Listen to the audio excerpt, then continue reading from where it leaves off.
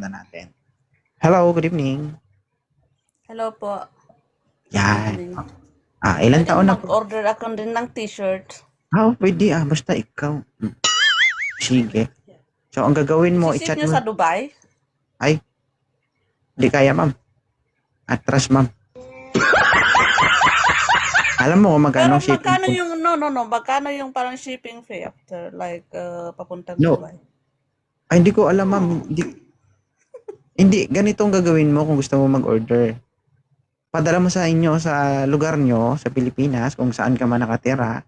Then, kung meron kang ipapadala sa ibang bansa na pamilya mo magpapadala, ipadala mo.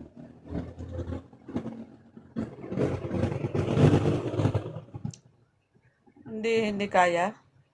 Meron Mahal yung mo. mga ano dito, yung,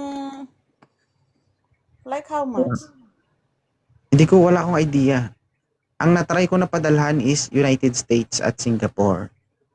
Sa Singapore, Mas nakalimutan malayo ko na yung kung United States. Kaya nga, natry ko magpadala sa United States. Ang shipping fee ng United States, isang t-shirt lang yung pinadala ko 4,000, kulang-kulang 4,000, 4,000. Tama, 4,500. Shipping fee lang yun. Ang t-shirt ko dati, yung hindi ko pa original, kumbaga hindi ko pa sariling brand is ano pa lang yun, 700. Ang t-shirt ko ngayon is 1,500 free shipping dito sa Pilipinas. Pero pag abroad, hindi ko kaya, hindi pa ako mayaman.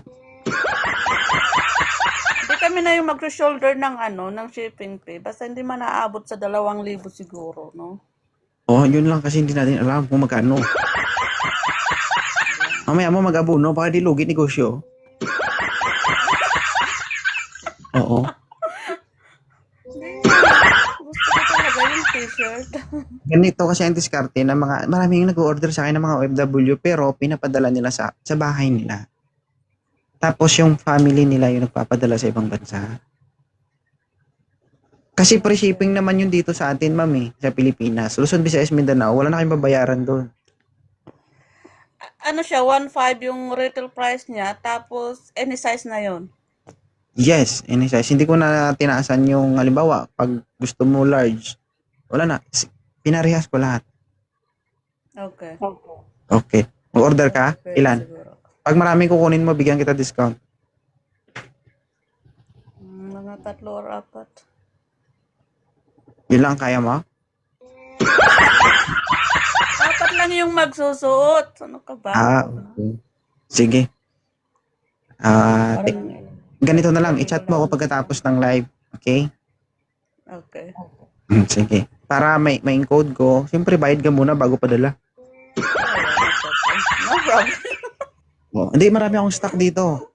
Abangan nyo pa yung itong t-shirt na to.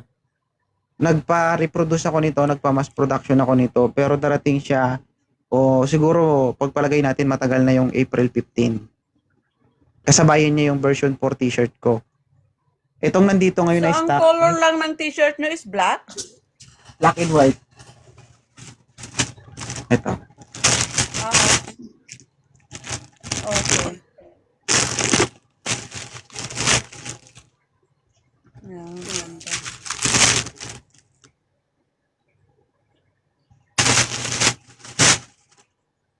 Okay? So, i-chat mo na lang ako Okay, mamaya mag-chat ako sa inbox. Sige. Salamat. Salamat.